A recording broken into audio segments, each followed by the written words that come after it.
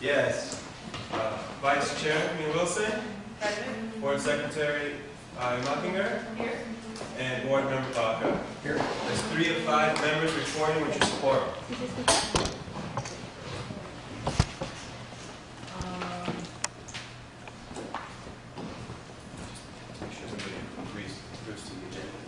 Okay, can everybody take a look at the agenda and make sure we see the agenda? So we want to make one change. We want to move the approval of the minutes to the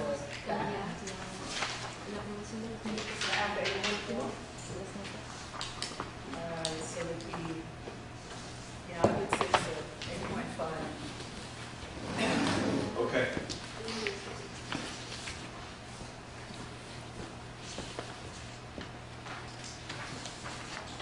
So we pull out consent and move to business item 8.5.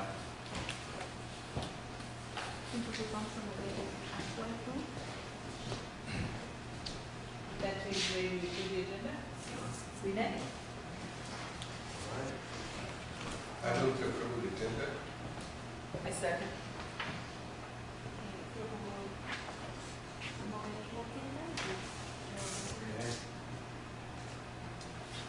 It's time for public comment. Each speaker will be given 2 minutes and 2 minutes only. When the 2 minutes has expired, We should vote on the approval of the agenda. We got a motion and a second. Get the vote. We did not get a vote. We need a vote. oh, All right, can we have a vote, all in favor? Aye. all right. Any else, any opposed? No.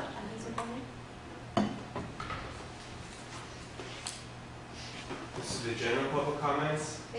Comments for specific agenda items will be held before the items come up. Maria Cuellar.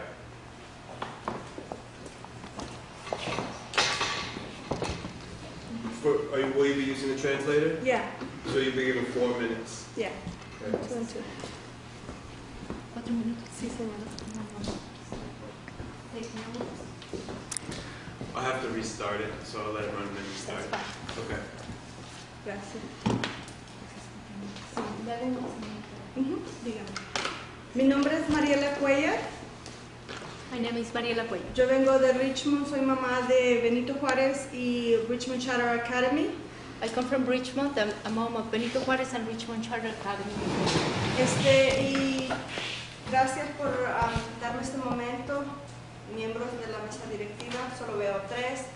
Como he dicho en el pasado, me gustaría que tengan nombres y de quién es cada quien de los miembros de la mesa directiva. Thank you very much for being here, members of the board. I only see 3 of you, and I've said this in the past. I would like you to have your names on the table, so to know your names. Y también quién como la presidenta, el secretario, lo que tengan ellos. And I also knowing who you are, if you're the secretary, the president, of who you are.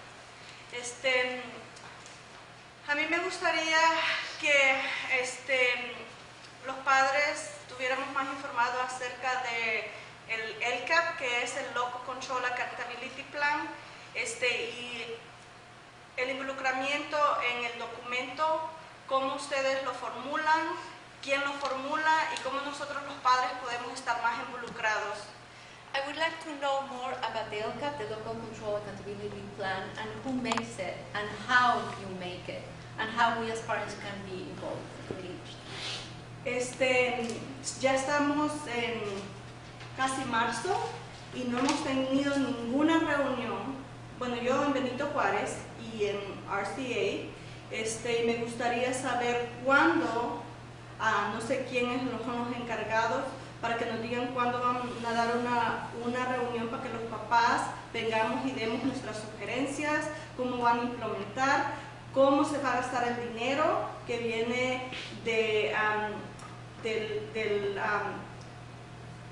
LCFF.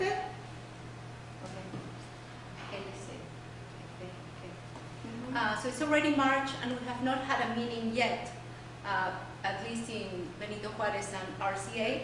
And I would like to know when is it that there's going to be a meeting so we as parents can come and give you our suggestions and how to know how you're going to spend the money and the LCFF. Sí, el que es dinero estatal y federal. which is in the federal and state money.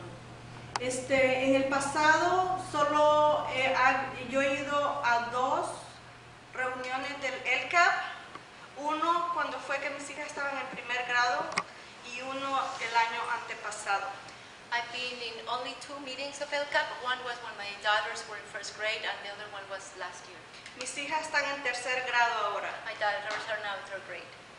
Entonces, ¿cómo vamos a trabajar para que familias, maestros, administración y comunidad sean parte de la creación del LCAP? So how is it that we're going to work together? So families, teachers, communities, and administration are going to be part of the creation of the LCAP.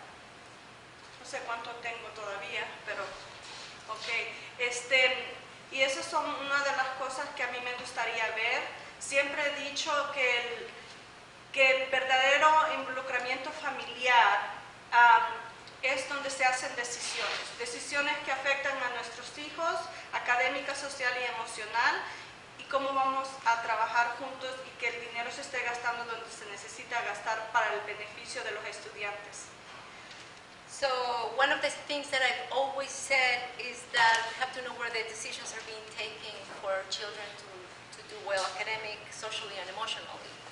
And, perdón, la última frase. Entonces, ¿cómo se está gastando el dinero para el beneficio de nuestros hijos? Yes, and in general, how the money is being spent for the benefit of our children. Gracias.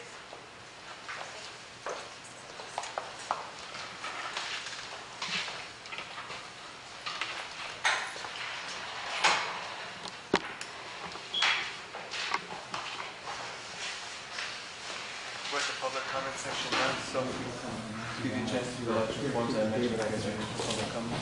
Yes, we are. We're just going to right now. Okay. Is that on an agenda item or not on that? Jessica Mitchell? Sorry. Okay, yeah, so this is, You can go up to the podium and take her first. Huh? There's a podium up there. Oh, A podium. That's our podium. If you want to use it. okay. Official. We tried.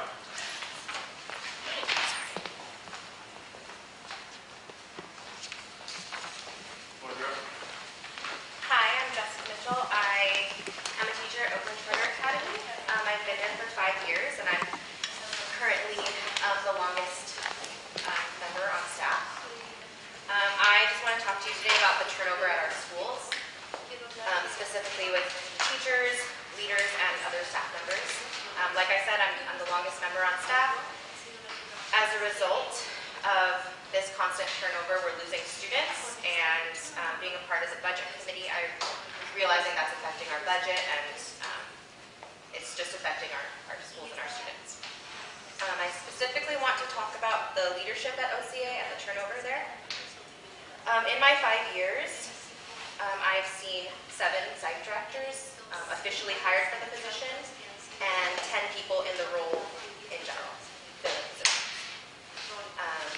10 leaders in 5 years is pretty ridiculous in my opinion, and it's really challenging to attain high levels of success culturally and academically when we're constantly at ground zero. I want to make a push for more involvement and input from the school stakeholders, including parents, students, and teachers on staff when hiring new site directors. I can say that I know that there is a procedure in place now, but I don't think we get any official say or input. For example, in our last site director was hired, we had pizza with him and only 4 teachers were able to be present. So there was no chance for us to give any official feedback or ask any meaningful questions. So that's what I have to say, and I hope that is taken into consideration.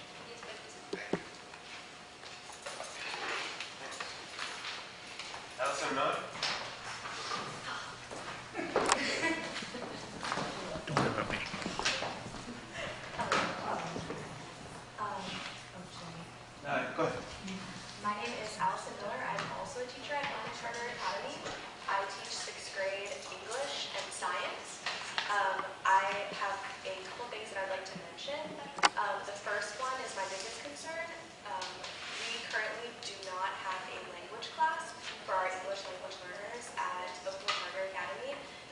concerned that we're not serving them as a school.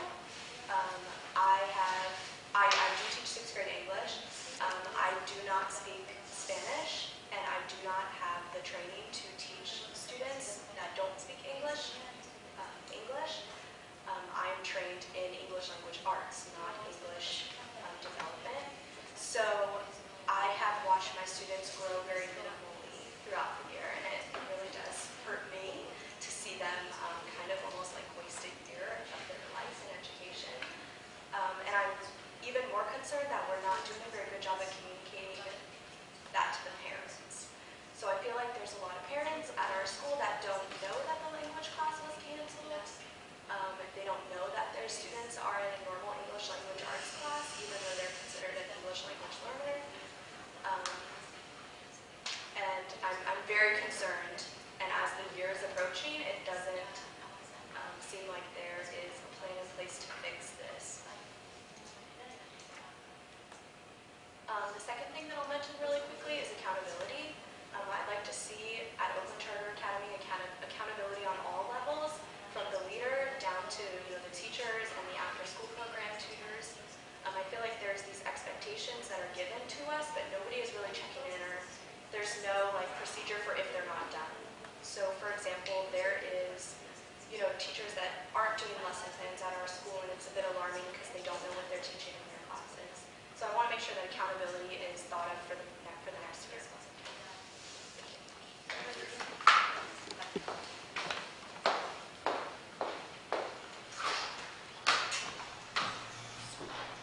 Councilor Moreta?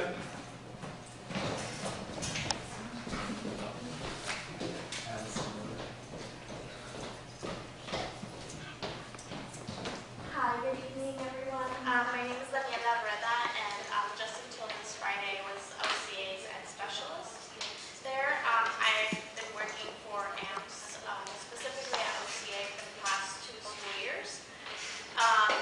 And my decision to leave primarily was due to the amount of stress that I was receiving at my workplace.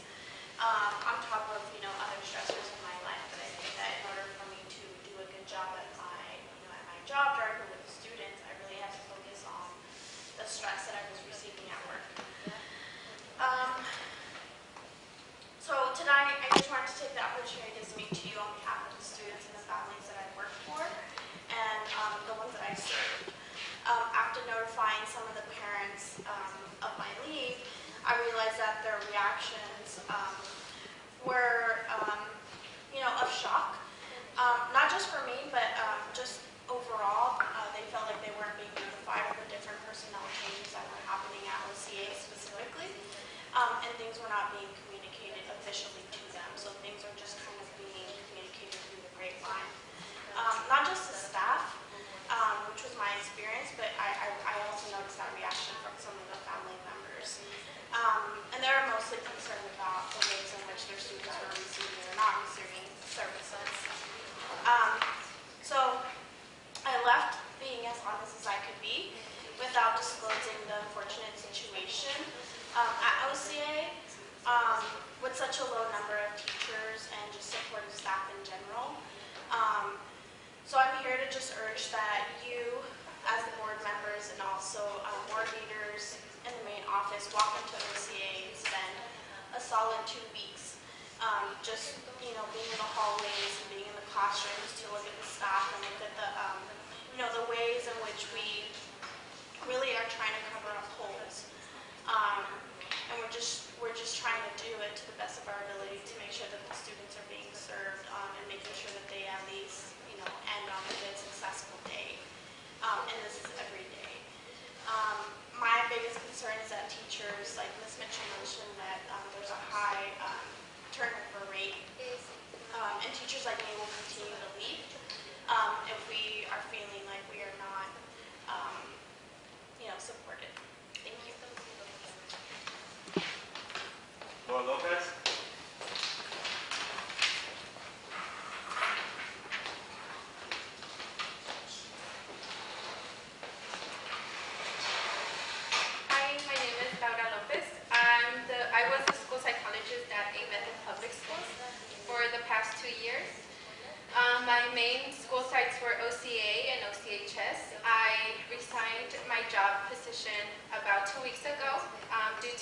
the changes that were made in the Special Education Department, now known as the Student Services Department.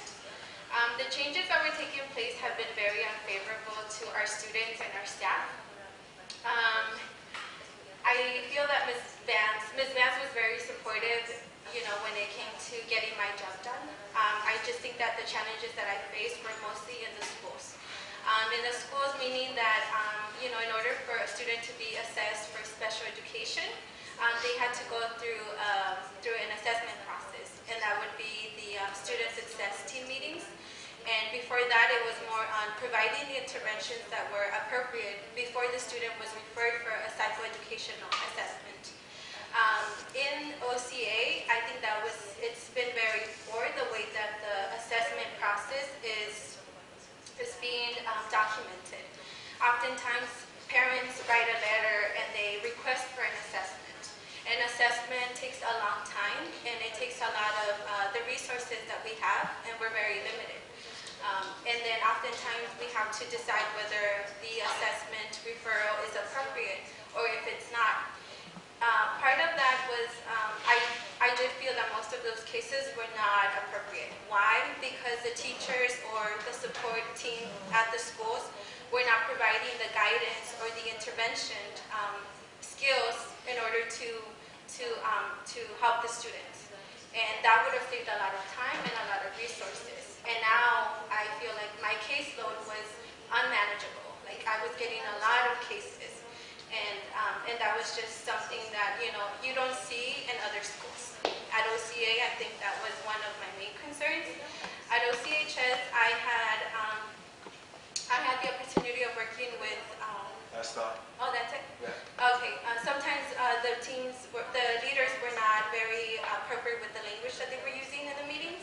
And that was it was conflicting with the presentation that I was giving because they didn't have that background. Thank you. You're welcome. Want to do more?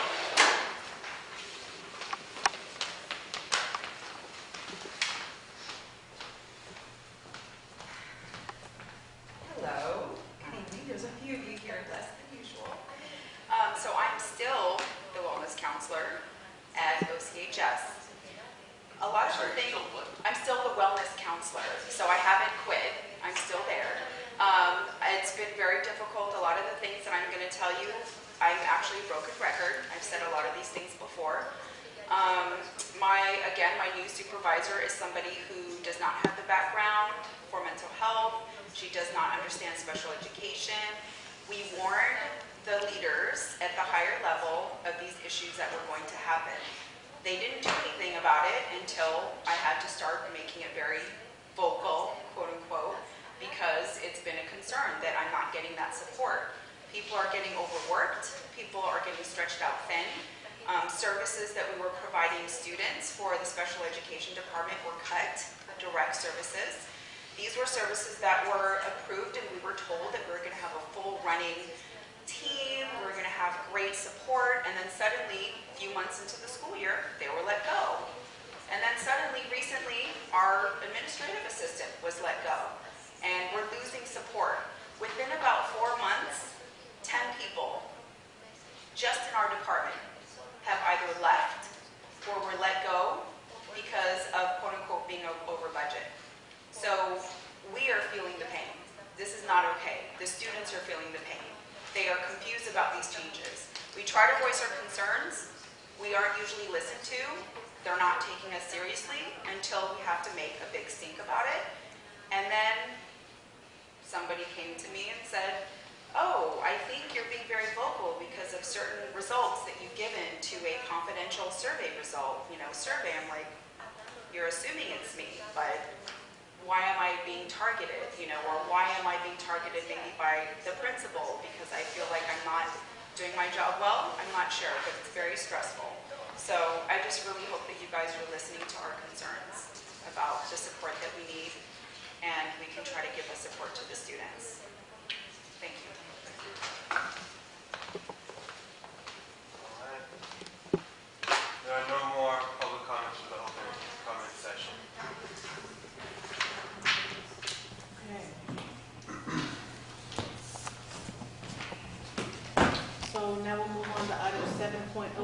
citations, and we'll start with the uniform complaint procedure.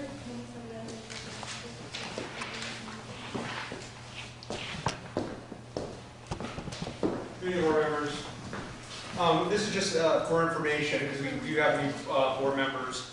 But on our website and in our family handbooks, there is information on the uniform complaint procedure, which is pretty common for most schools.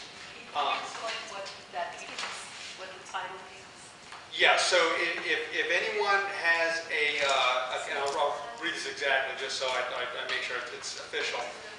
Schools shall follow uniform complaint procedure when addressing complaints alleging unlawful discrimination against any particular group as identified under Government Code 11135, including actual perceived sex, orientation, gender, ethnic group, race, ancestry, national origin, religion, color, or mental and physical disability or age. So if anyone feels that this has happened, they can use this process, which is on our website publicly. And parents are also given into it at the beginning of the year. And we just sent out a memo as well as a reminder, because we just want to make sure that we are in compliance with providing this to our families. And you as the board should know as well, this is our process and policy for those that wish to submit this. So happy to answer any questions, but just want to make you all aware this is on the website and it's also over there in our copy. I think we should make it clear that this is not a policy only to us. It's a policy to all schools and employers, right? That's correct. So it's not like we created this as a procedure. No. That's what the term uniform means. Yeah, if you go to any district school, charter school website, they should have this on there as an option for somebody to utilize. And it's important to note that it's different than our internal resolution service. Yes. So this is not for internal complaints, or this is for specific complaints about gender discrimination, race discrimination. Precisely. Yes. We do have one public comment about this issue. Mariela Cuellar, you'd like to make a comment about the UCP?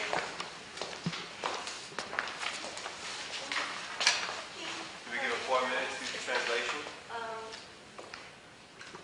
Una de las cosas que yo quería referirme sobre las quejas, en inglés es uniform complaint procedures. So one of the things that I wanted to talk about the complaints was the uniform complaint procedures. En inglés y en español es como una queja uniforme, pero como hay muchos papás que no saben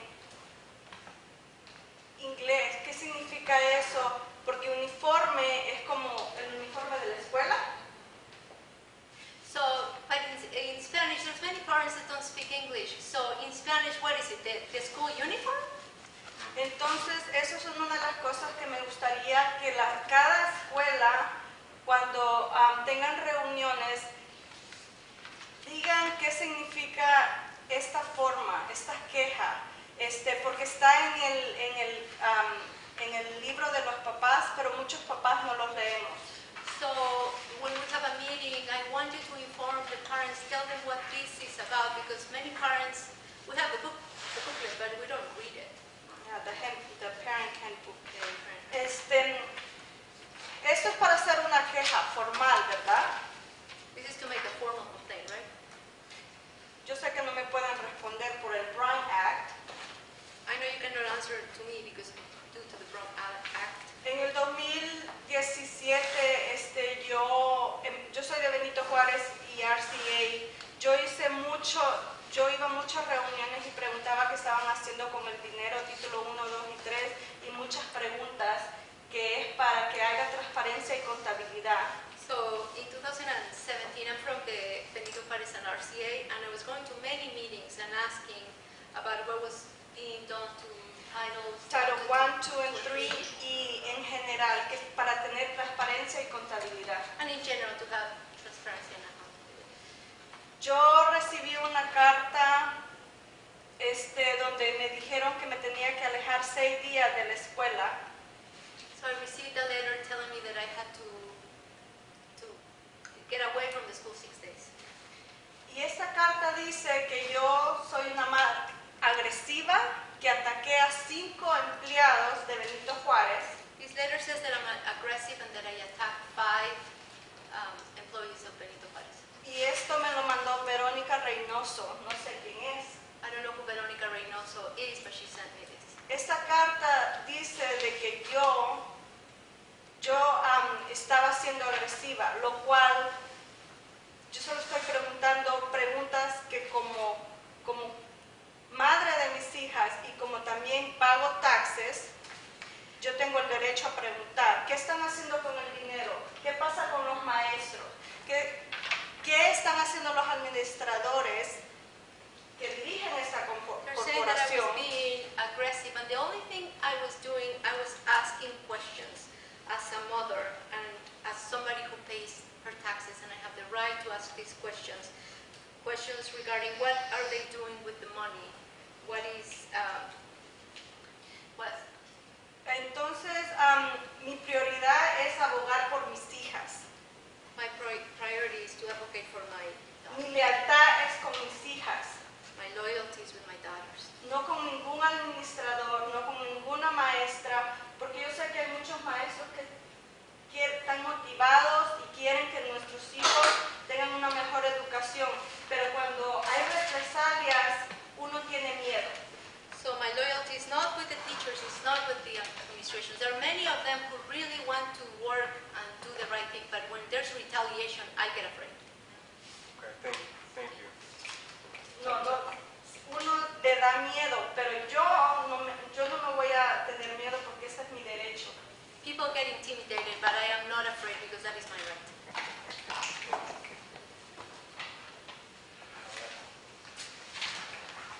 Do you have any more conversation about item 7.1?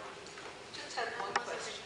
Is it available in multiple languages or just English on the website? On the website, English, but we pass it out in multiple languages. I'd like to see it on the We website can do that. in We got Spanish, please. You got to translate it? Thank you. All right, let's move on to item 7.2, the CEO report. So Mr. Lopez was going to phone it in, but I'll deliver on behalf of Mr. Lopez today, since he's 3 hours ahead of us in New York City. We'll start with just an update, what's going on with our authorizers, West Contra Costa and OUSD. As many of us know, probably all of us know, there's an OUSD teacher strike. I think we're on day 6 or 7 now. The strike has not reached any of our campuses. Our campuses have been calm. There's been no picketing at any of our schools. From what we've heard, the picketing has been mostly downtown at co-located schools. Co-location means where there's a charter and a district school on the same site. Our staff is aware that the strike is happening. Leaders are informed that there's an uncomfortable situation and they should call the proper authorities. There are safety plans in place. And they also know that if somebody does walk in front of their school with a sign, it's very much their right to do so, so not to add to any kind of agitation. So we have spoken and briefed our leaders thus far. It's been going on for a while. Things have gone smoothly. And our ADA, average daily attendance, has not taken a significant drop or anything because of it, and staff attendance has been also okay. Moving on to West Contra Costa, there was a vote last night at last night's board meeting to support a resolution to place a moratorium on charter school expansion in the district. So this technically does not impact existing charters, so our 3 schools in Richmond are not technically impacted by this moratorium. But it does signal a strong anti-charter push. United Teachers of Richmond were out there in strong numbers, and the anti-charter rhetoric was strong. So it's our feeling that it's more than just a moratorium, but more of a beginnings of an effort to make things difficult for charters. But nevertheless, we intend to continue to focus on our students and serving them the best possible education we can and control what we can control, and make sure that we're doing our best. So whatever may come, we'll be in good shape. Update from the instructional team. Recently, at both Oakland Charter High School and at John Henry High School, the Western Association of Schools and Colleges, short is WASC, was there to review the school's program and to give a recommendation for accreditation. We haven't gotten the final results yet, but we do know that the reviewing team gave favorable reports for each school. Their report, of course, has to be shared with their board before a final decision is made. The highlights from what we've heard back from them have been at these schools they find to be a positive staff and student culture, thoughtful assessment protocols, and a positive atmosphere of teacher coaching. Some of the growth areas that they pointed out were our positive behavioral interventions and supports programs should be stronger, and they would like to see expanded extracurricular offerings at the high schools. Some of the recent professional development programs that we've had at AMS include with the New Teachers Project, TNTP. Our coach recently met with all of our site leaders to discuss crafting strong goals for both themselves and their staff.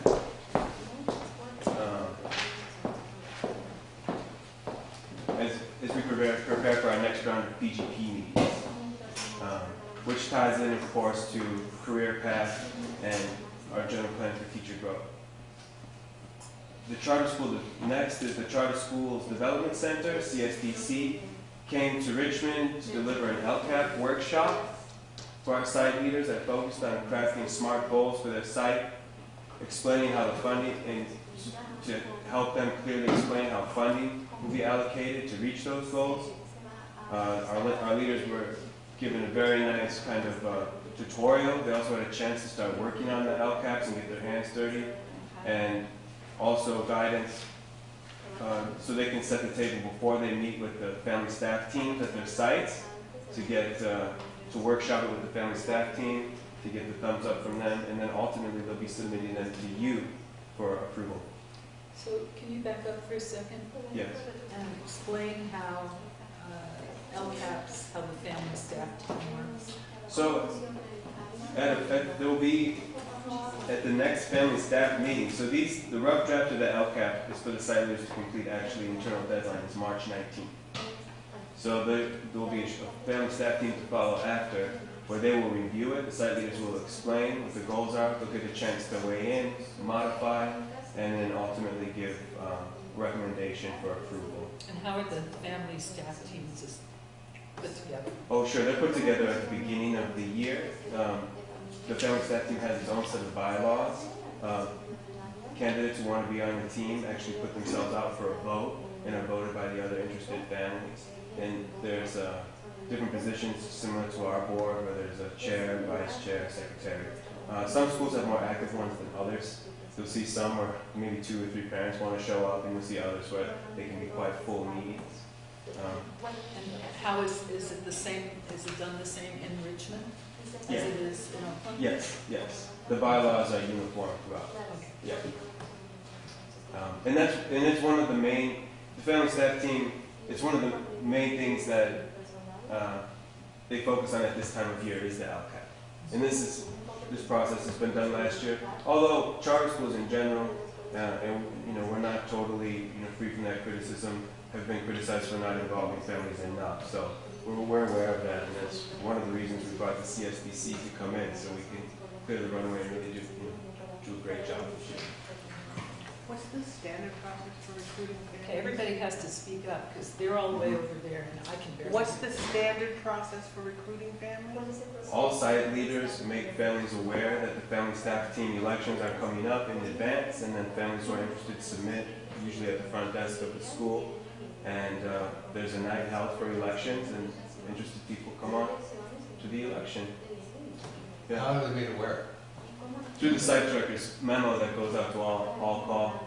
So there's both an all call and a memo sent to all families. They can sign up right at the front desk as well. Is it English and Spanish? Yes. And we have our translation of devices available for the FST meeting. You may notice that this box doesn't look as familiar because our normal headsets are in Richmond for such a meeting. Yeah. And I've also heard complaint from parents that there was not translation at my last meeting, and to me that's an issue. So I ensure that I'm glad to know this. There will be. We have the resources, and it's our intention very much so to outfit them with what they need. Yes. I would like to see some voice of the customer around this LCAP situation, because it's been voiced that parents are not getting input. So I don't know if the recruitment process is visible enough. For the FSD, you mean? Yeah. So I would like to somehow assess how parents feel about that and what might work for them and get their input. I don't know how we go about doing that process, but I think it's important that we do so. Okay. We need to get some feedback from our customers, our community.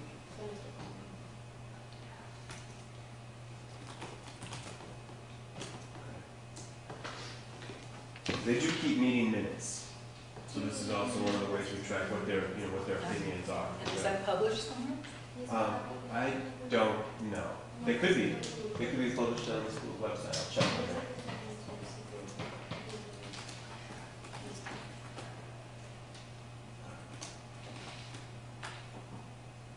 that. Okay, or excuse me, the FSD also weighs in on things such as the a G1 grant or something like that, and those meeting minutes are then submitted to the CDE, and they track, and they also have input on how those funds are spent as well. So the goal is to have an active FST that does weigh in on those decisions, and they have, and they do. But we could go even bigger, no doubt.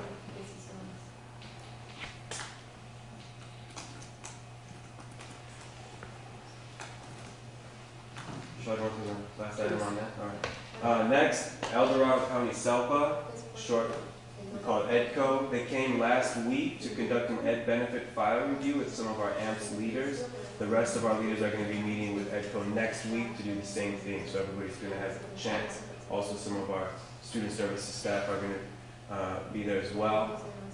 It's a training on properly crafting and following individualized education plans.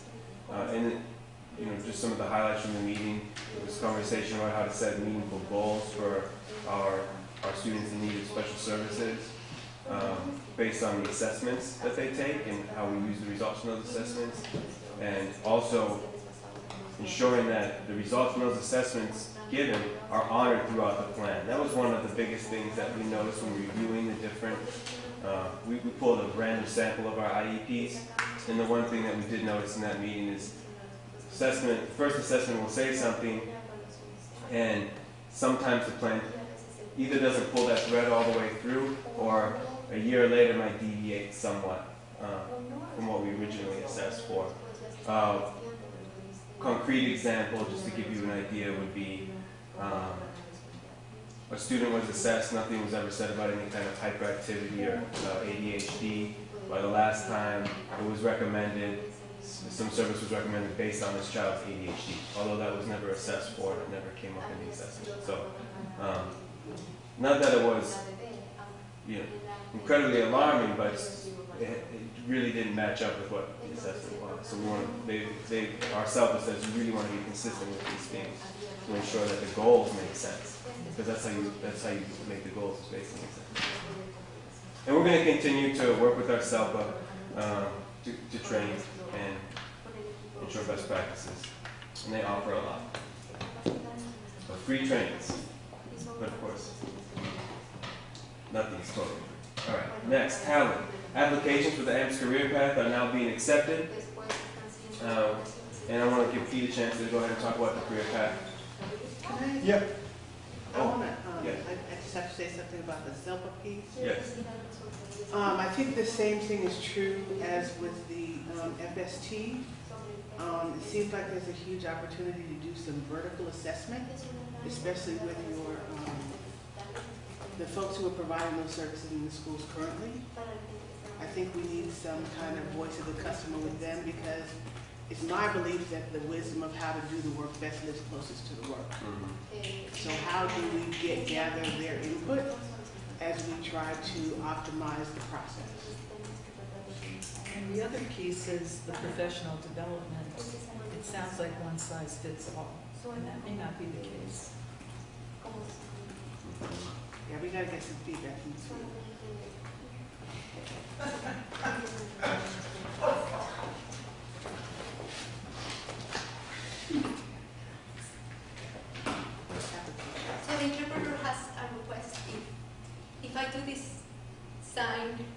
Can you speak up a little bit? Okay. So I'll do this. Thank you so much. I think we're all having trouble hearing you. Yeah, it's the dynamics of this room, for one thing. And you're all the way over there, so it's hard. Use your teacher voice. We'll use our outside voices. Well, the problem that I have is that I'm also speaking, so my own voice. Yeah. Oh, we drowned it out. Yeah. Okay. So the next update item is that the career path applications are now being accepted. Yeah, and this is our fourth cycle. The agendas are on the applications, excuse me. So these are, it's our fourth cycle doing this. We currently have over 20 teachers that are on it. We're very excited and proud of this process. We have 2 career paths here tonight. Ms. Mitchell is a senior teacher, Mr. Cubey is a master teacher, so happy to see them here. And it's really a way for our teachers to move up the salary scale much quicker. It jumps some levels through using an application portfolio of their work, looking at different factors. They submit an application, and then they go through an assessment of it, and then they move up the level if the assessment shows that they should. And then therefore they jump salary. So it's been a good way to, I think, incorporate teacher voice in their own growth, and it's tied to their professional growth plans as well. Last year we had our first PE teacher apply, and this year we're having our first 2 specialists in Richmond apply. So we're excited to see some new teachers. We can't have competing conversations going on here, okay? Thank you. So it's out. We're very excited about it. I'll be posting an article.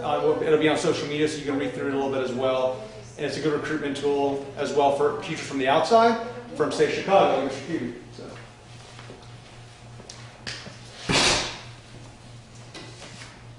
And the last thing to report is the Bellwether Group, on behalf of Ed 78, conducted 2 site visits at the beginning of the month, both DCA and OCHS, to analyze our preparedness for growth. Their final report has not yet been revealed. Can you explain who the Bellwether Group is? Bellwether Group is a group that comes and, similar to WASC, assesses the health of a program, also assesses kind of what systems are in place and if they are conducive to growth. That's what they're really focused on. And Ed 78 is a funder that funds growth. And they came to DCA and OCHS to give, to have a look and see if our systems are conducive to growth, and to report back to Ed 78. It would be kind of a good gamble there. That being said, we're not. It was a good opportunity to have a third eye come in, and I'm very curious to see what their findings are. The initial feeling is that there's similar highlights and areas of growth from the WASC visit, but no, it's very early stages. There's no like imminent growth plan on the table that really has been talked about yet. This is very much just kind of step 1. And it actually served as a really great primer for OCHS getting ready for WASC. So had that added benefit. There was one public comment for the CEO report as well. Allison Miller, unless you guys had some comments first. No. So I have 2 things that I'd like to mention. The first one is I'd like to comment on the FST at OCA. So With the turnover in administration, our FST team doesn't really exist at our school. I know that there's not a designated teacher on it, and the only thing I've seen our FST team do is meet and then sell snacks outside. So that's a bit alarming. Also, I've worked there for 2 years, and I've never heard LCAP be mentioned in an FST meeting before. I've only been to the 3 that we've had, so that is alarming to me. I would also like to mention that there was a meeting that Mr. Steffen had mentioned about supporting charter schools, like a board meeting or something, in which the people against charter schools were very well represented. That's tonight's meeting in West Contra Costa. In West Contra Costa, yeah. So I feel like the teachers and the parents should get to know about those meetings, because the students did pick to come to a charter school, and our families do support us. So I would like, I work for a charter school and I want to represent the company that I work for, but I can't do that unless I know that the meetings are happening. The last thing I'd like to mention is the career path.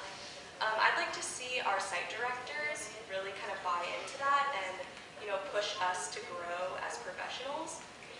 I've always gotten the feeling at OCA, it didn't matter what site director we had, that the career path was something extra that didn't really benefit me at all, and that's really kind of giving me a negative connotation about it.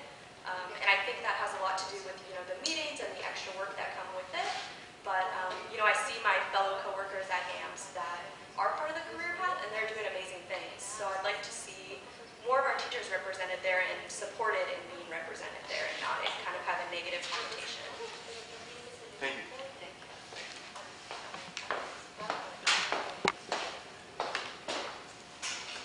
All right. So now we'll move on to item 8.0 business. The first thing on that is 8.1, the approval of the 2019-2020 academic calendar. So you've all had a chance to look at the calendar that's proposed, the start dates and the holidays. It is compliant with the 180 days minimum. We, as always, exceed the required minutes in the calendar. Were there any shifts of any major importance this year? No. No.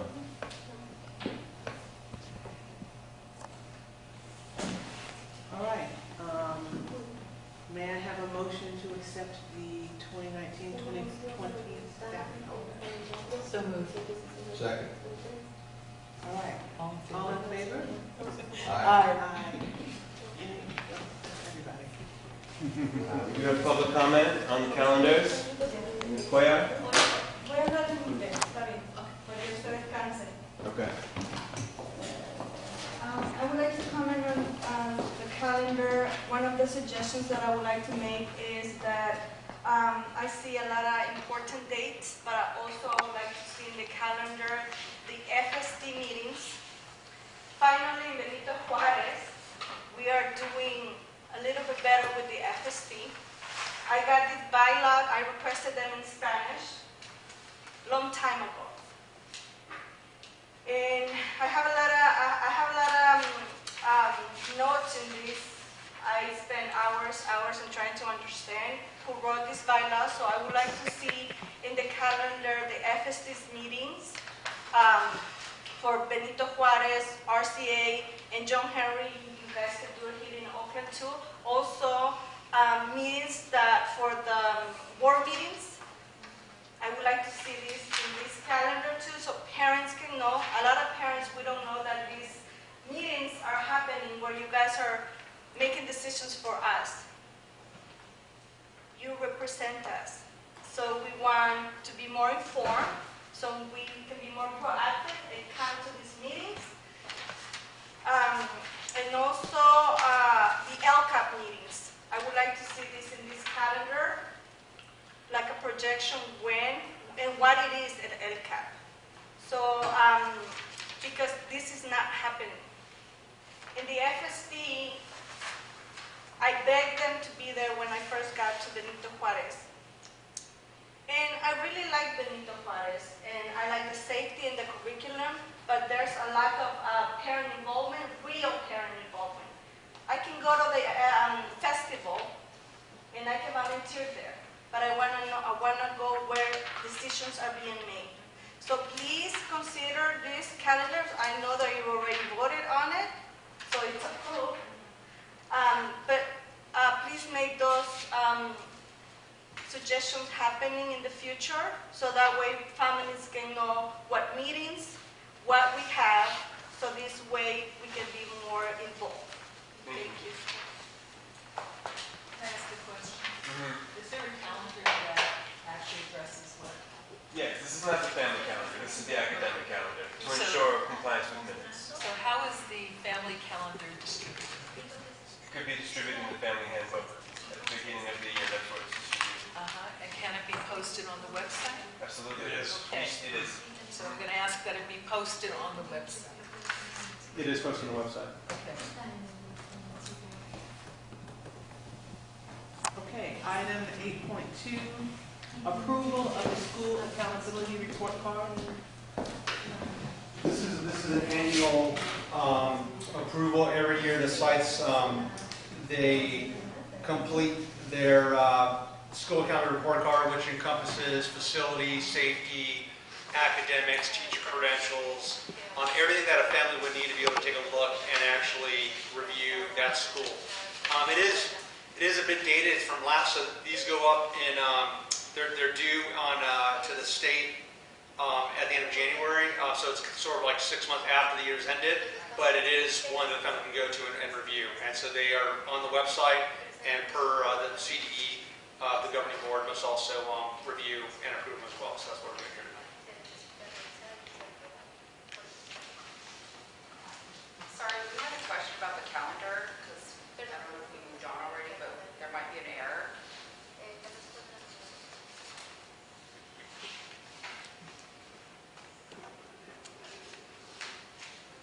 How do you want to handle that? No, we moved on, but we can discuss the error afterwards.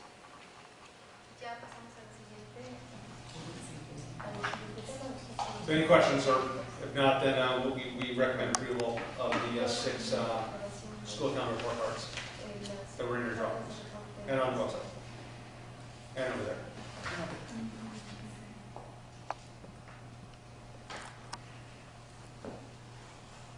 Where did you say these were?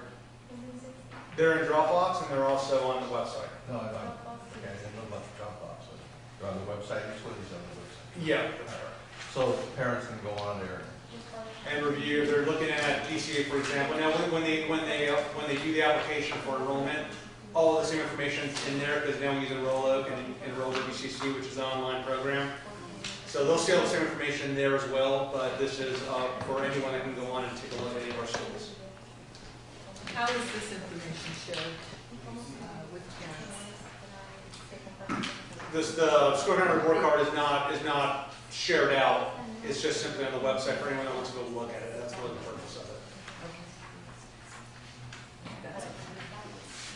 it. Is this used for prospective parents or looking to? It could. They look at our website. We're just looking for schools. They might look at this.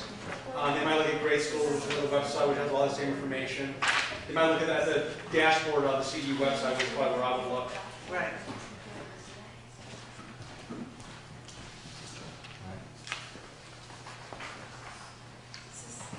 So let me just clarify then. The information that's contained in the report card is specifically? There's information on the facility, Right. the safety, suspension expulsion statistics, achievement data, demographics of the students, teacher credentials, teachers that might be misassigned, just to give the parent the full spectrum of the school that they're looking at. Thank you. Yes. Do I have a motion to approve the school accountability report card? Second. All right, all in favor of approving the document? Aye. Opposed? And we have public comment from Ms. Toya. From Ms. Sutton. So what you just voted for the school accountability report card, all of this information.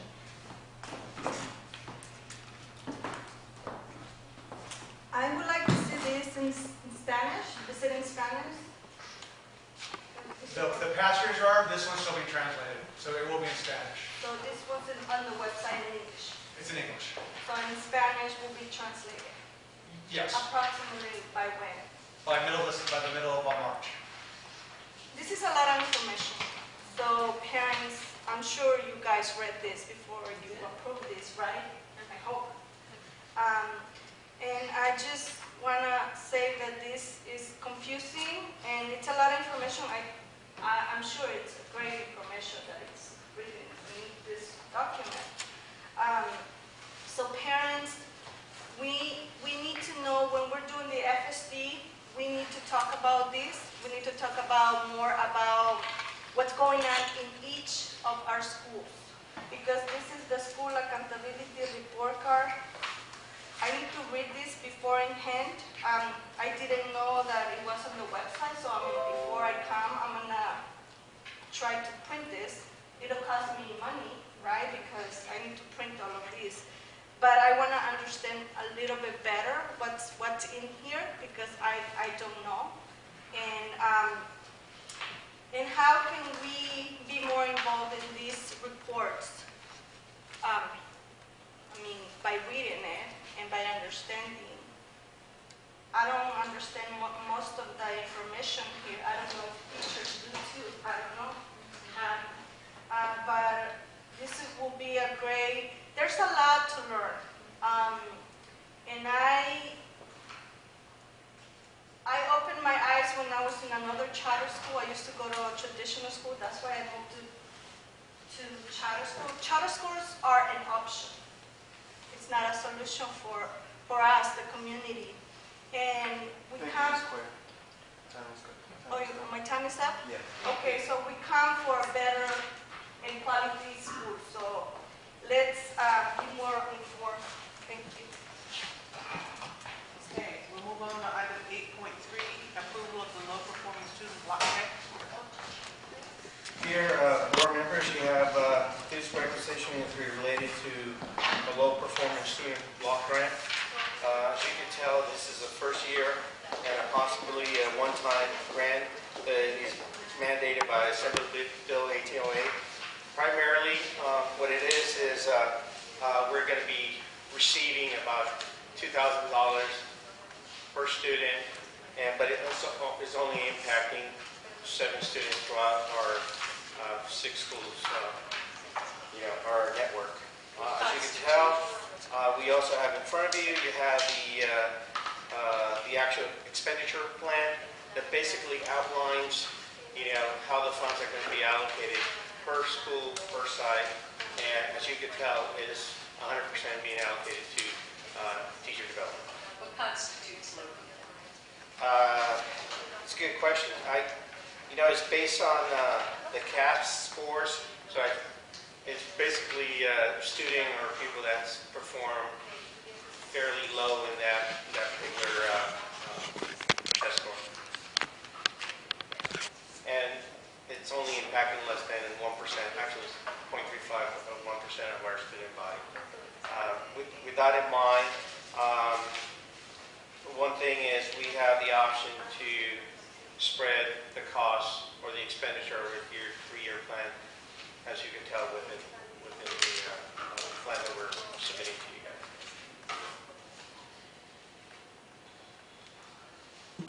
Any questions? May I have a motion to approve the low-performing student block grant plan? I move to approve the low performance students block grant. Second. Okay, all in favor? Aye. Did you have a comment on it, Mario Pereira?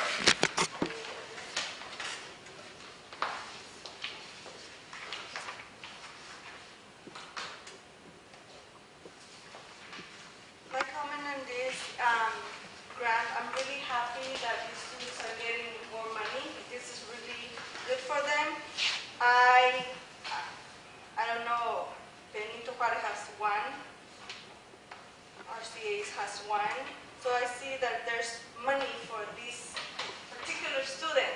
So I would like to know what are you guys are planning to do with this money. So this student at Benito Juarez, RCA, and students in general from the AMETHOD, how are you guys are planning to spend this money so this student can increase the academics on the SBAC?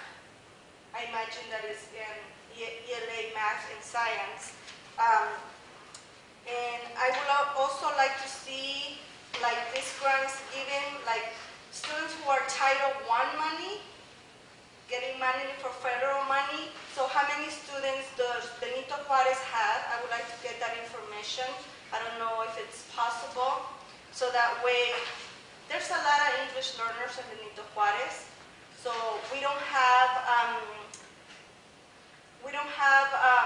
the knowledge of how much money it's for Title I, Title II, and Title III.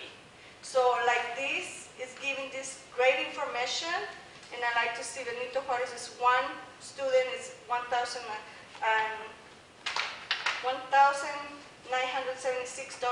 So I would like to see in Title I how many students we have and how much money each student is getting. So that way parents can know what they're doing with that money. Titles 1, 2, and 3. And I don't know if there's more titles that the students are getting. I don't know. But I would like to see how the money is being spent to improve children's academic skills. Thank you, Ms. Ware. So what is this funding designated for? This is really specifically the LPS PG grant allocated to those particular 7 students as directed through the action plan. And so the action plan is the vehicle by which the money is Allocated or expensed to, correct. Which we track and encode, so should there be any future audit of exactly how those particular funds are being allocated, and we can refer back.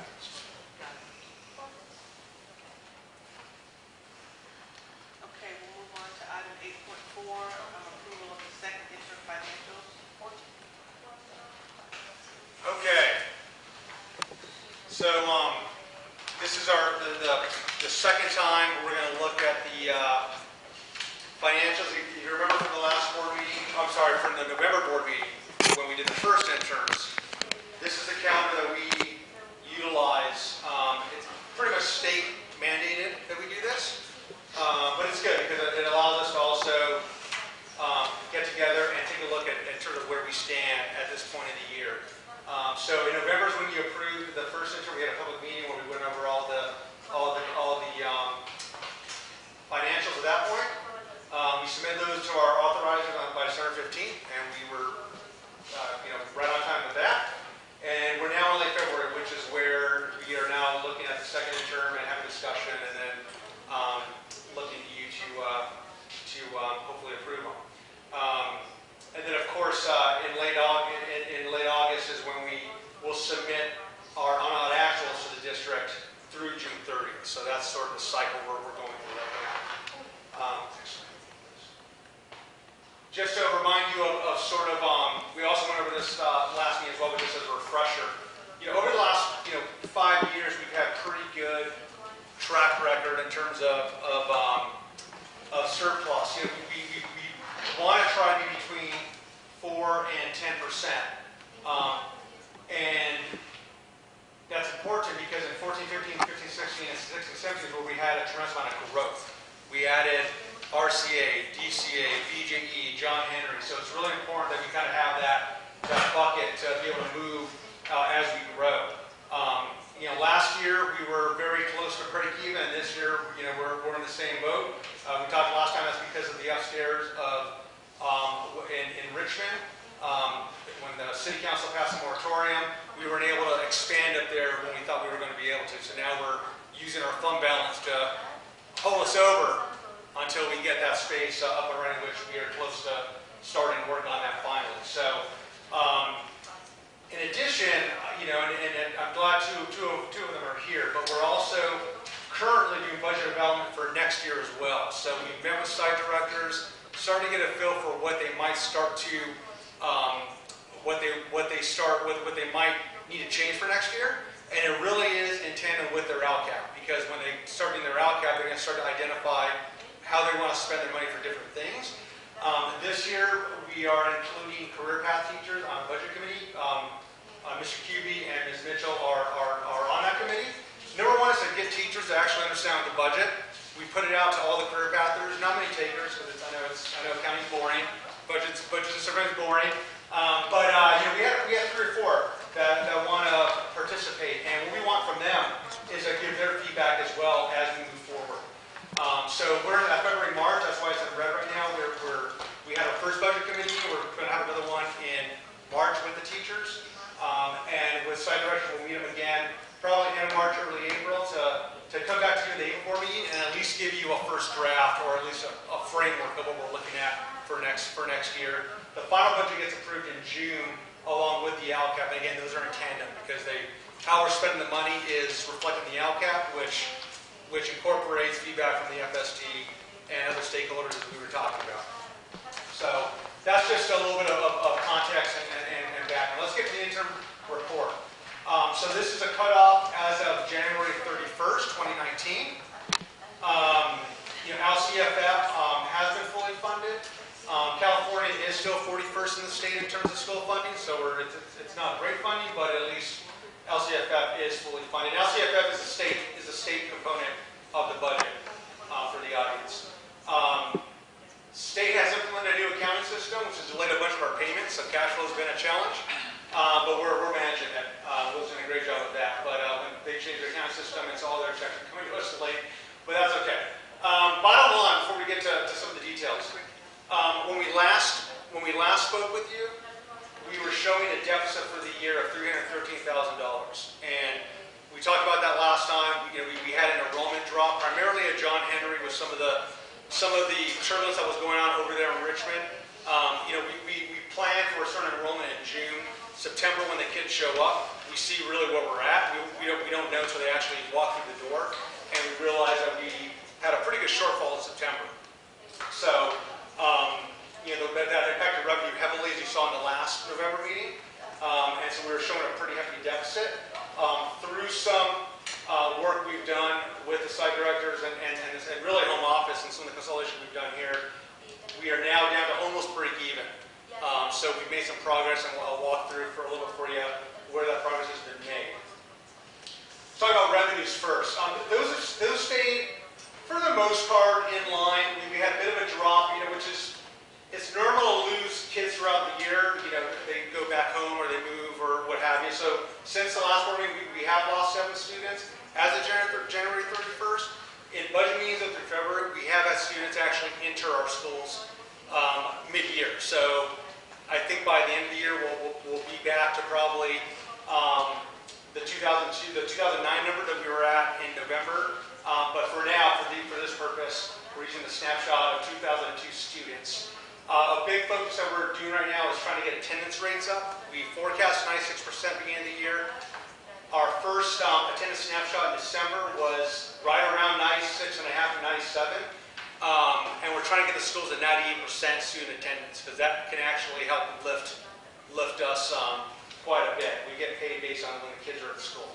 That's the revenue side. That dropped a bit just because of those 7 students who left us. On the expense side, yes. Question. I've heard this in the state before. We're trying to get to the 98. How are we trying to do that?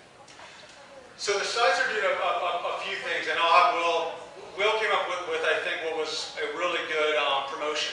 Anybody you want to talk about that? Will? So as you recall from the first meeting, Pete pointed out, we're looking at that deficit, right? It was much higher. So I guess our budget is based on a 96% ADA. To be conservative and be consistent on the historical figures. One way of impacting or rebalancing that budget was by going out to the site leaders and saying, hey, you know what, depending on your school site, can you look into different initiatives to create that sense of urgency, the sense that at the end of the day, look, you know what, a kid who's in the classroom, is most likely going to be more impacted throughout the year, and hopefully academically they'll be able to succeed. So with that in mind, we have some, depending if it's at the high school, how do you create that? How do you create that sense of kind of internal competition between classrooms or between grades? And then they're rewarding the kids. For example, I believe, it's John Henry High that has, rewards set throughout the week. What we do from our end and through the marketing department is we track the average ADA attendance, and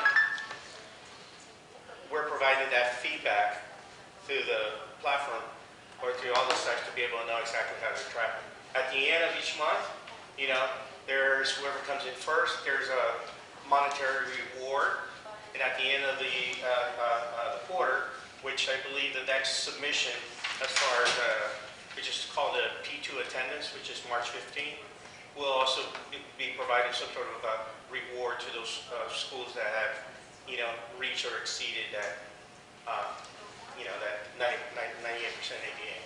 So those are just ways to just create that environment within the sites, which ultimately it's spearheaded by the site leader, and ultimately it's in conjunction with the particular grades. So the 96% is average across what span of years? Well, so our average over the years has been about 98%. It's the last 2 years we've been closer to 96%. Now we budget 96% because that's conservative, but we've actually been close to 96% the last 2 years. So we are trying to get that back to what we know we can do and we've done for 5-6 years in a row. So that's something that we're really trying to get back to. And it's really, the sites have to actually come up with their plans based on their culture. And so DCA does something different than RCA will, but they all have their attendance boards up, and it's really up to the site director and the staff that really drive out with their students. We're just trying to give the data and give keep it top of mind, I guess. And what has been the teachers' reactions to this? Are they supportive? Of their kids being in class, I would hope so. Of this process? Oh. Of the promotion, of the promotions. Of the promotion. Well, I think it's being reflected by and we should also include, give you guys a snapshot. But what we've seen since we kind of brought this out in December, there's definitely been more energy throughout. I know I've spoken to a couple of the sites downstairs. They're very aggressive in just kind of creating that momentum within their academic team. John Henry has the same, OCA is the same. So overall, I think it's positive.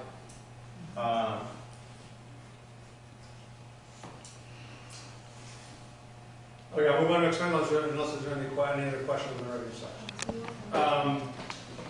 Okay, so on the expense side, so from our first interim forecast, we have been able to make some headway on the expense side. Part of it has been on really budgeted roles that we had here at the home office.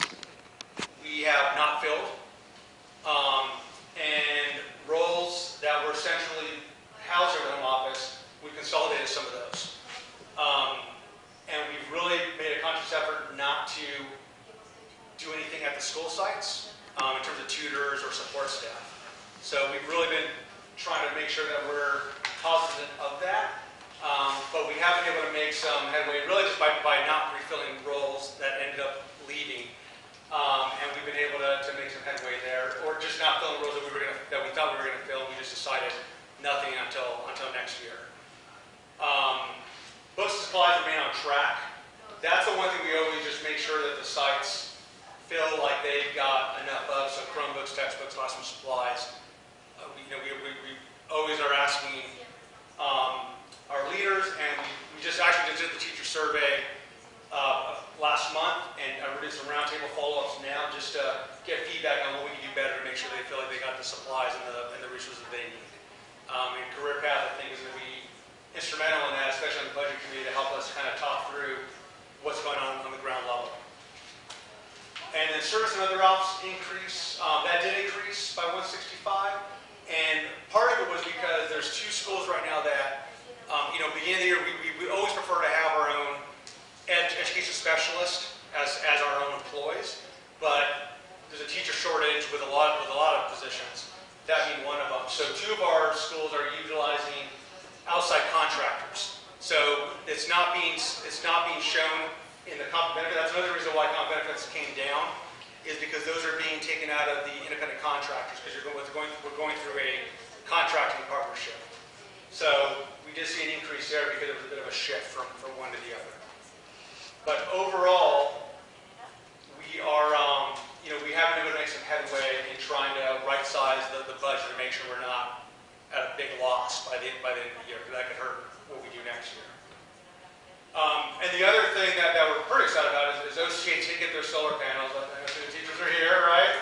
So that was positive and that was a grant. It's revenue we got last year, but it's an expense we had to pay for this year. So that also hit this year's expense line as well.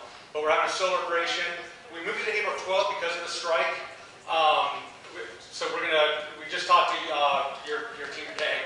But because of the strike, we weren't going to be able to get city officials out because it just would have been a little weird for them. So we're going to have to shift it. But we're really excited that the utilities is now on solar, and we hope that saves you guys money and move more money to the classroom. So that's another big win for you guys. So just a couple of questions. So we have a couple of contracts in place for the SPED roles, and when will we hire permanent people? I mean, we're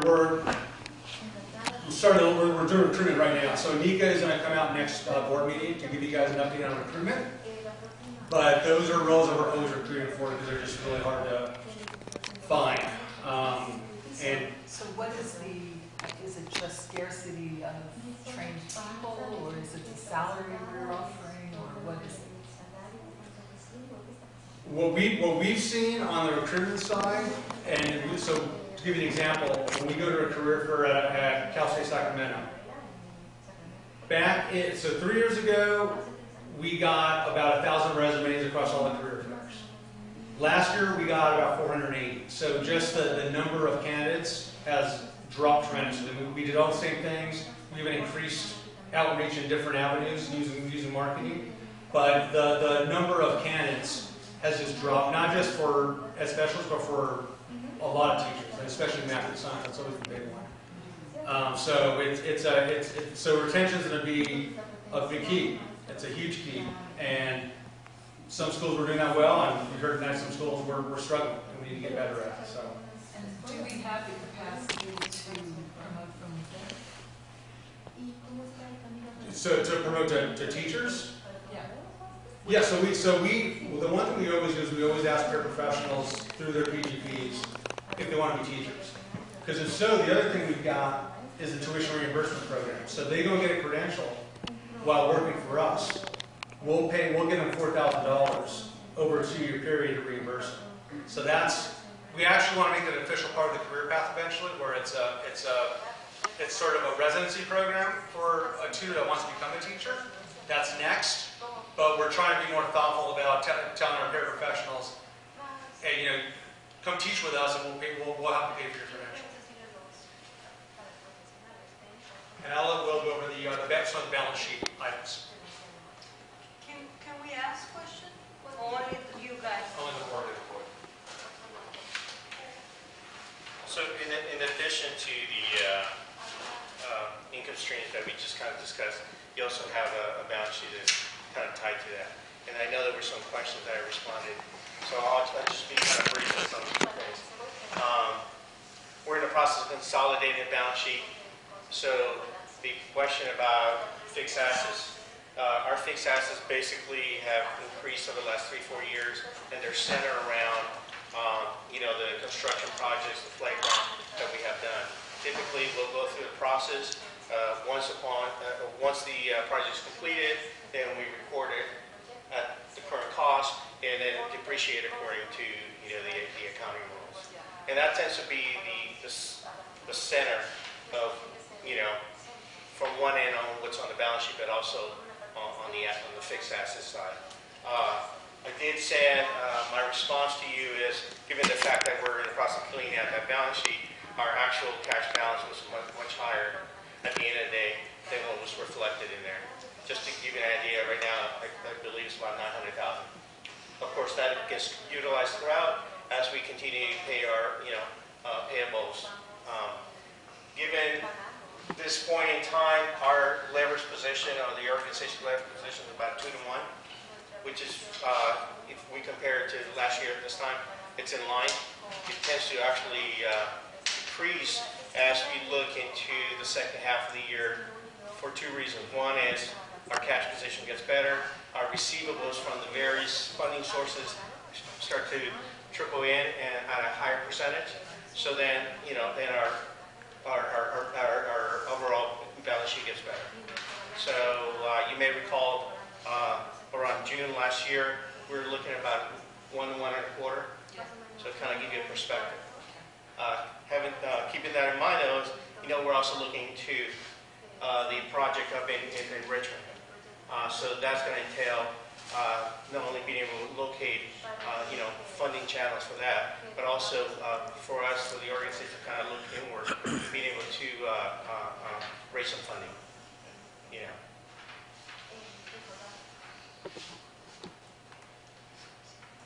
So that's really the thick of it. As we move forward the rest of the year, and especially if we start budgeting for next year, it's going to be really important. I think the outcome process will be really important to get feedback. The budget committee, it's the first time we're trying it, but having teachers on the budget committee is crucial as well.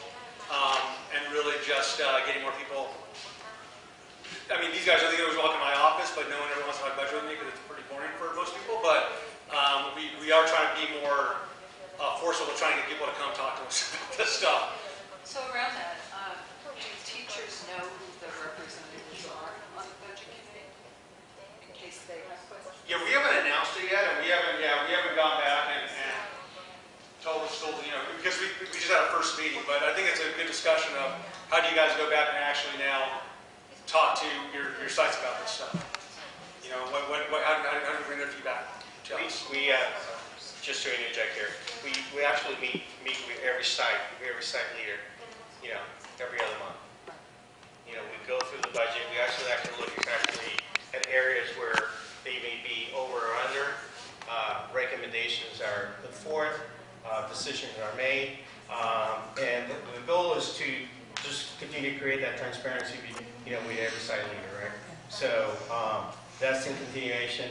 But I think one key thing as we look for next year is just making sure that, once again, we start off with making sure that we have the amount of students that we're forecasting, right? So what I'm asking is, we know that, top scientists are often not the best teachers, right? And that's because they're focused on the theoretical. Sure. All right? So one of the things that makes someone an effective advocate for particularly, a budget is being able to explain it. So we want to be sure that the site directors have what they need to be able to do that. Yeah. So I think we should look at what those needs are and see if we can, And going through that cycle, right? Yeah. Where we're consistently meeting, where we have the discussion, where we're saying, hey, let's start thinking about, this is last month, right? Let's start thinking about what are your particular needs for your site. What does that entail? If you're telling me that, there's an academic need, right? What does that look like as far as your discussion with the IoT team in reference to, that curriculum, right? If you're telling me, ultimately, we're going to be reconfiguring something within our school site, then, that's director of real estate was also involved in that, so they can start discussing those matters, right? Right, exactly. And they have access to the actual accounting system where they get drill down. And some of the site directors are getting really savvy where they'll call us and be like, what was this invoice I got charged to my school? So they're starting to get much more aware. And now we're trying to get the teachers up to speed as well. Those that are interested to come take a look at that. And as you guys well know, all the financial information, the audits, they're all, they're up on the website. Right. I just don't think that's enough. I think that there are questions here about how we're spending money. Sure. Right? So I think that it's up to the site leaders to be able to decipher what those questions are and address them directly. Sure. And it also needs to be like a vertical, there are feedback loops at levels, those of you who are dealing with the financials communicate with each other, but I think there's a huge opportunity to do the vertical kind of communication and create some capacity for those people to deeply understand, to begin to alleviate some of the questions. So there's this educational opportunity. And it could be that some of the teachers who are going to be serving on this committee can create community of practice or something with, where a communication vehicle with the teachers at their sites where they may begin taking on some of that impetus, That's what we're hoping can happen. Yeah. And it would be really good to get the FST involved in that too, so some of these questions that the parents have can be answered as well. Yeah, I'll say to all the teachers out there, if you learn how to read a budget, you're going to do you're going to do much better both in your professional and your private life. Learning how to read a budget is a really essential tool. So really take advantage of any training that's out there, to be able to help you do that. Some of you are going to be writing grants somewhere down the line. This is an essential tool. Okay? Or if you want to be a site director or principal,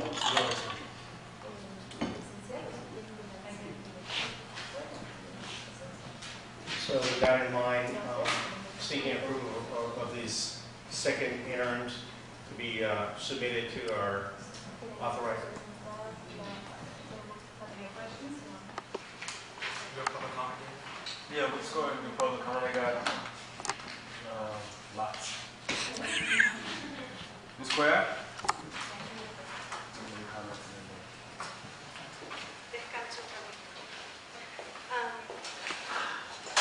I am so glad to see this. It's a lot of numbers. It's a lot of things. I see a lot of millions. And I know running a school takes a lot of money and a lot of effort, and I'm sure you guys are working hard, and I appreciate that. That's why I come here and I try to learn as much as I can so we can work together, because I'm going to be in Benito Juarez. My daughter's graduate in RCA too. So I see that you guys have listed the Title 1, 2, and 3. I'm a little confused with Title 3 because the only school that has Title 3 students is, according to this paper, is RCA. And that Title 3 is for English learners and immigrants.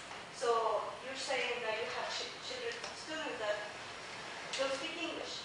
So I'm a little confused why RCA only has money allocated for Title 3. I know Benito Juarez because my daughters were classified last year. They're in second grade.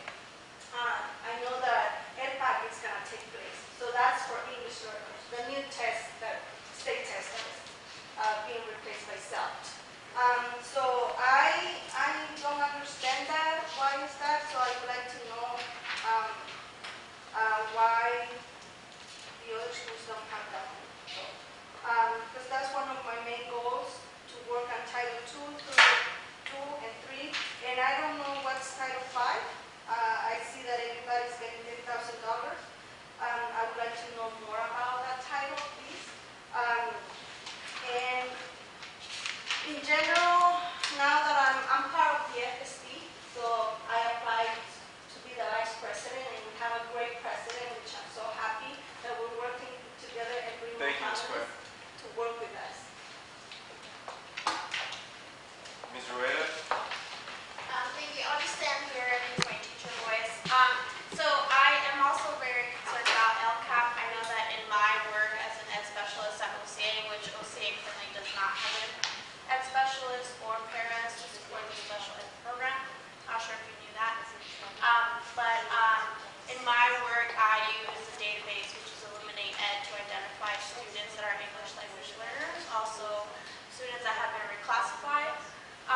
In my expertise, I've noticed that most of the students who are in some other way through the data from the state that they are either reclassified or EL is also not included in Illuminate Ed, or there's differences in the data. And so I'm just very concerned that the data is not being projected in our databases. In the last year, I saw that maybe perhaps 20 students at OCA were tested for LCAP, which was concerning to me. And it seems like the conversation about budget is really driven by that information and by that data of our English language learners. specifically if we're talking about LCAP. So I'm just really worried that the data is not being represented through our database. Also, the data is also not being included in student cumulative folders. So I want to say that maybe 50% of my students, I was at a legal cap of 28 on my caseload, with a couple of initial students with assessments. About 50% of my students I did not have a cum folder for. I believe that there is ed code or state laws that say, a given amount of time for us to request those cumulative folders. So I'm just really concerned that, our budget is being hindered by not having that appropriate data that could be taken care of if we just have a better administration over it. In terms of the attendance and the emails that have been gone out to the different sites, I think that they are very useful, but there needs to be a bigger drive for students to be aware that there is a competition, there are prizes for them. Thank you. Jessica Mitchell? So as I said before, I'm at OCA. I am on the budget committee and a career path teacher.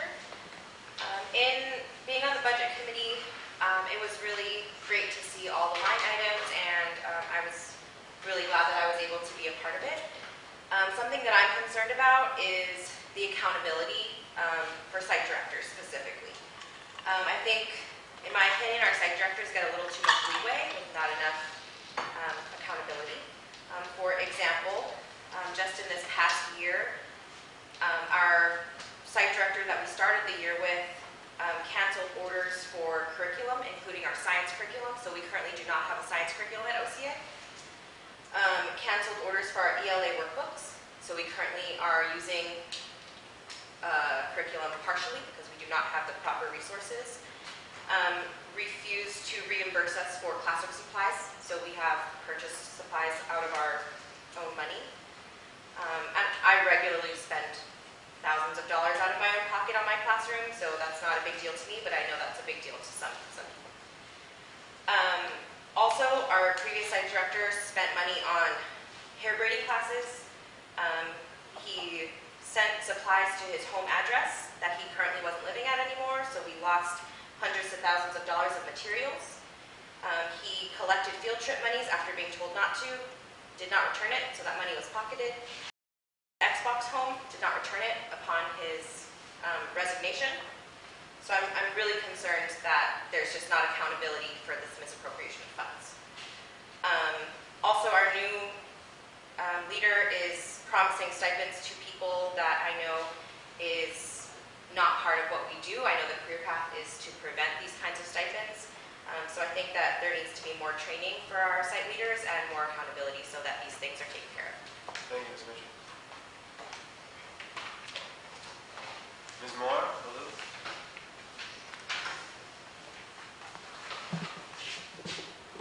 So the budget is a big issue because the reason why we lost so many people, especially in the beginning, was because of the budget.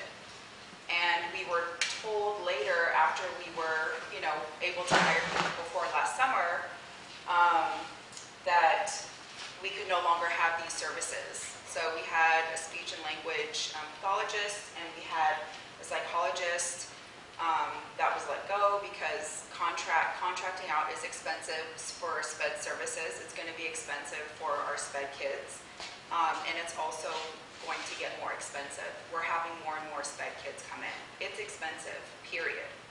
So the fact that they didn't maybe try to take that into account with the whole Richmond situation, and we got the green light that we hired people, we were told we were getting new people, and then a few months into the school year they cut it, and then they let go of more people. This is not okay. I'm not a budget person, but I would at least caution on the air of let's be a little bit conservative so that we're not taking away direct services from our SPED students that really need the support and the ones that need support for their social emotional well-being. So at the end of the day, a lot of these are affecting our students directly, and it's just not okay. We have to be competitive with other schools. There is a teacher shortage, but there should be a bonus. There shouldn't be days taken away from our calendar, from our, winter break or summer. Like, they should give us the time because it's a really hard job. And it's just, we have to be competitive so we can get good teachers and keep them. We're losing people left and right, and it's really doing a disservice to the students and to the staff, and it really, really does stretch us out thin, and we're being really overworked. So it's just something we're worried about the budget for next year. We got to be conservative and careful. Thank you. Well, I would like to add on to how this year, at the beginning of this year, in 2018 to 2019, right now I feel like we're only contracting 2 education specialists and an assistive technology service, and not a lot of other people for SPED. However, that's going to change because of the retention rate. I haven't seen my job posting on the AMP's website, although I gave my 2 weeks notice about a month ago. And I officially started my new job on the 20th of this month. So right now, AMPS only has 1 full-time school psychologist and 1 school psychologist who is part-time. So she only works 2 days a week. And that's one of my main concerns, is that a lot of these cases are not being, no one is working on the cases. When I left the job, I did leave a clear, I left most of my cases that were completed by the end of this month. But no one is taking over those other cases, which we're going to be out of compliance. One of the main reasons why I left AMPS was because of the lack of structure in schools and because of the teacher retention. I want to speak about the kids and the families that I've worked with.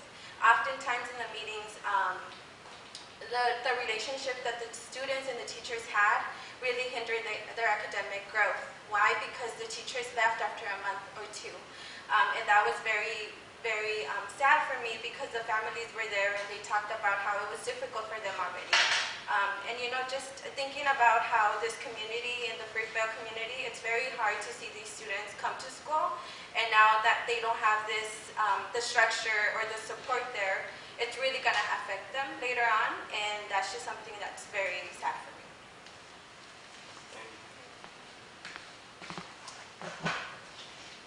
Alcerella. I'm from Oakland Charter Academy. I would like to speak about 2 things. I would like to mention, I forgot your name, but what this lovely parent mentioned.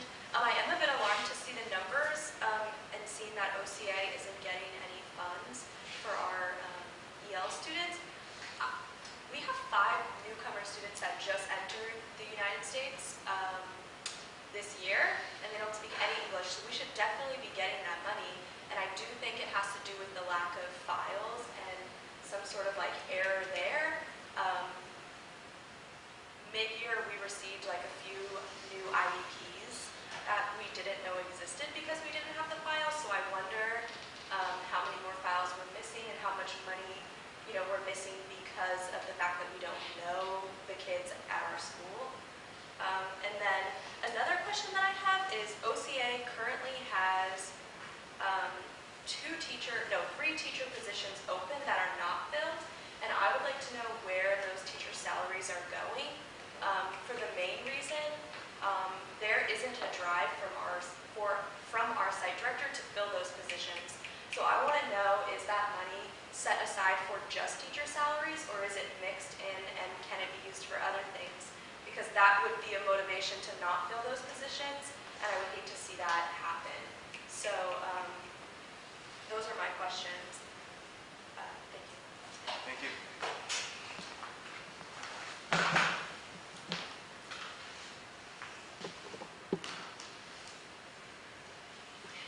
That's the end of the comments. Okay.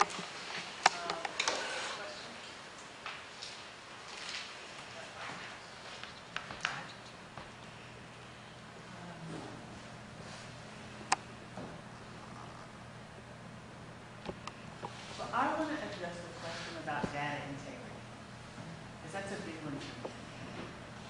If the data is not reflective of the student population, how are we properly allocating funds? So here's the data process, and then it does feed into the Title III question. It's a great question. So there's a reason for that question. We enroll our kids.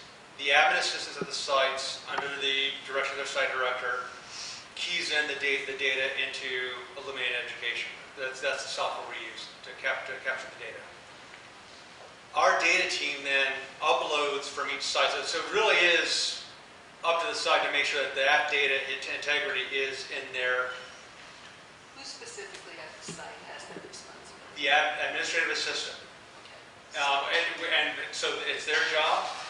There's now a site ops project manager who is now overseeing that position, should be overseeing that position, and the site director ultimately, it's their data, right? We capture that data from our data team, and we upload it to what's called CalPads, which is a state data system, okay? And based on our historical demographics, we'll know pretty quickly if a number is completely off. So the big number for funds, Title I funds, is based on children who qualify for free and reduced lunch. So most of our schools are anywhere from 75 to 90%, and that drives it drives both the state funding, but also drives Title I funding as well, right? So if we see a school come across and they're like at 50%, we know that's just wrong. So so on all we can do on our side is make sure that the numbers are in line, and then our team will do internal audits before CalPads goes up, and they'll look through Title I forms, they'll look through the binders at the sites to make sure that the calculations were done correctly. Now they'll spot check. They can't do all 300 kids at a school, but they'll spot check, and they'll make sure the numbers are at least on a historical trend that we've seen. So how quickly is that number, if we find that it's off, how quickly is that remedy and the funding allocated? So this is why we do an internal audit in October and November, is because once we upload in December to the state and they certify, that's it. You can't go back and change it. So our data team is like constantly with our admin assistants checking in with them. I'm not sure at OCA with the LPAC thing what happened. Now Title III is based on English language learners, but Title III can only be allocated to one of your schools. So it's under RCA, but the money is used at the different schools expenditure-wise. You have to code it back to RCA. So RCA is the host school. I know it's complicated. They're the host school. I think it's like 70,000 or something total that all 6 schools get together. But it has to go through RCA. And then the school site should then be, based on what their needs are, bringing in a language teacher, bringing in Language Live, bringing in a chief tutor, whatever systems they need based on their EL population. And that's up to the site director. That's on the site director at the individual school. That's right. And then the regional superintendent oversees them, and so that's our job is really to show them this is the money you've got, and the LCAP process is how they should be deciding this is how we're going to spend it. Right. Based upon the criteria. And then we'll meet with them every 2 months to show them this is where you are at this point. And red flags because you're over here, or red flags are under here. I mean, you spend nothing in textbooks. So why is that?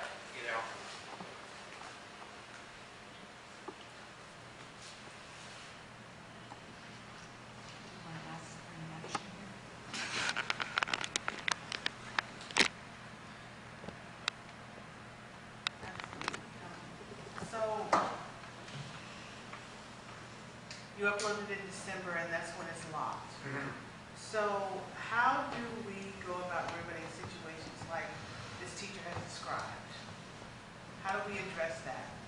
Where she has students in her school who are language learners who have no services. How do we recalibrate for that? I mean, we need to work through the academic team to figure out why that's happening. I mean, so it's not regional superintendent. An accounting matter, I know. Sorry? It's not an accounting matter. No. It's a process matter, but. And it's an instructional matter, yeah.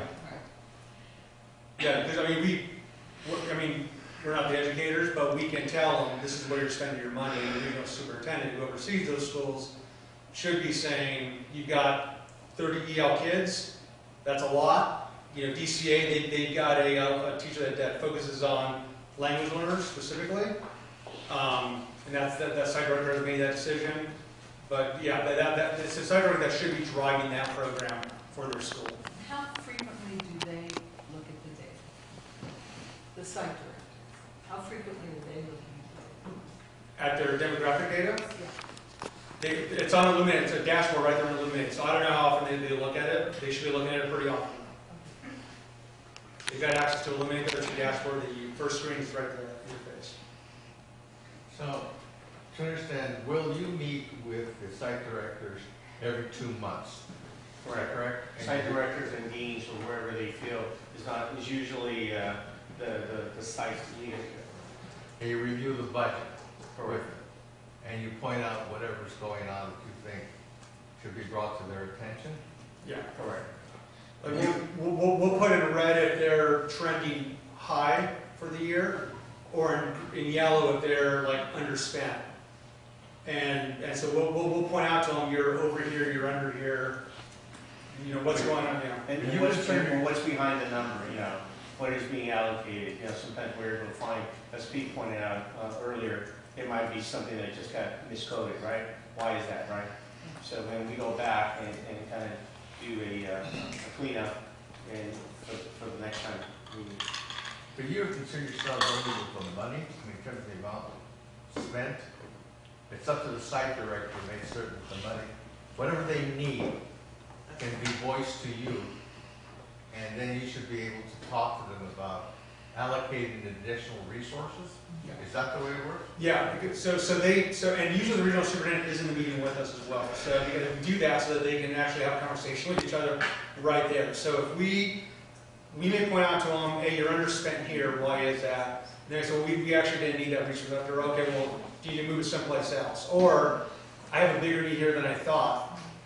Then Will and I will try to figure, okay, well, how can we move money to shore that up? For example, if a particular year says, you know what, I still need X amount of books. Well, guess what?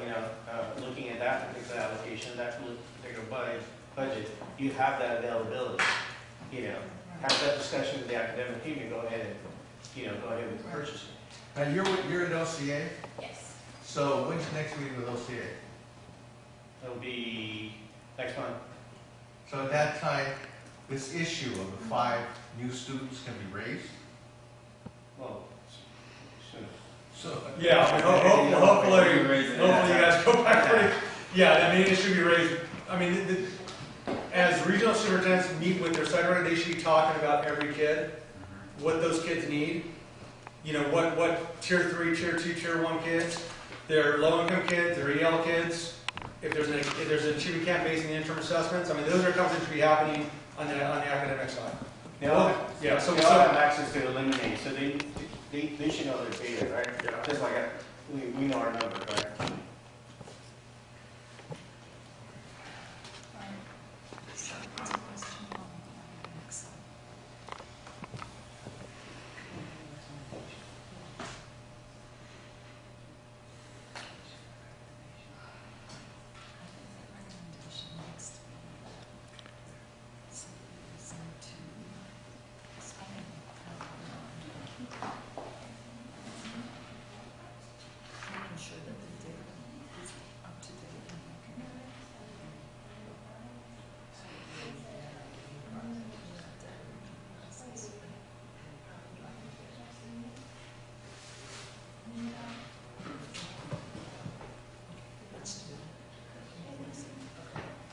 So we would like to make a recommendation.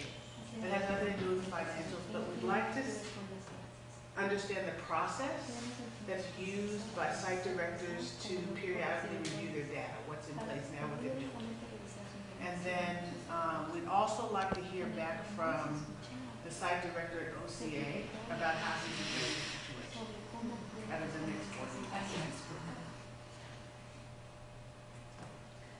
Good. So that being said, may I get a motion to approve the interim financials? Second. Okay, all in favor? Aye. Thank you both. So So we still don't have a form to approve. Yeah, so we're gonna have to push So it. we'll have to push it to the next calendar. Just adjourn. And then I will adjourn the meeting. Okay,